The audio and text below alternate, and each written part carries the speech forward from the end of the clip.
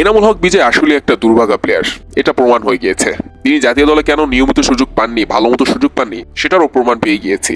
Century করেছেন, তাও দলকে জিতাতে পারেননি। এর যে কষ্ট একটা ব্যাটসম্যানের জন্য আর কি হতে পারে। এমন একটা দলে এনামুল হক বিজয় খেলছেন যেই দলটার সাথে প্লেয়ারদের সাথে কোনো মিল নেই, টাকা ভালো মতো দিচ্ছে না। লাস্ট এক সপ্তাহ যাবৎ কত নাটক করেছে মালিক পক্ষ রাজশাহী প্লেয়ারদের সাথে।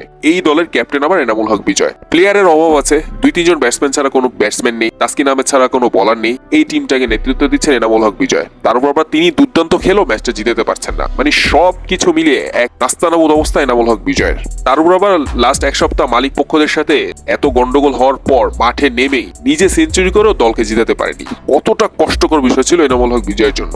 তার ভিতরে যে কত কষ্ট সেটা প্রকাশ পেয়ে গিয়েছে প্রেজেন্টেশন সেরিমনিতেই। সেখানে তার চেহারায় ভিতরে সব কষ্ট ফুটে উঠছিল।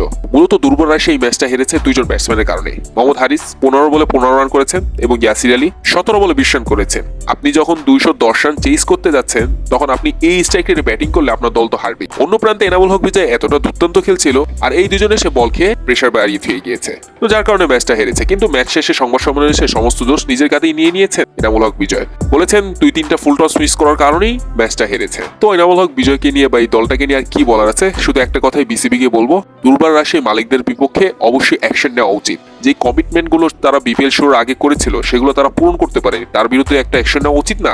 এমন একটা উচিত শিক্ষা দেওয়া দরকার, সামনের বিপিএল গুলোতে মালিক পক্ষরা আসতে যেন 10 বার ভাবে, সবকিছু যেন গুছিয়ে আসে। প্লেয়াররা মাঠে পারফর্ম করবে, সাথে মাঠের বাইরেও তাদের পেমেন্ট নিয়ে বা বিভিন্ন কিছু নিয়ে তারা ঝামেলায় পড়তে হবে, তাদের টেনশন করতে হবে। এটা কি ধরনের কথা রে ভাই? তো অবশ্যই এখানে বিসিবির খেয়াল করা উচিত। তো এবার আসা যাক দিনের প্রথম ম্যাচে, যেখানে খেলেছিল ফরচুন বরিশাল চিটাগাং কিংস।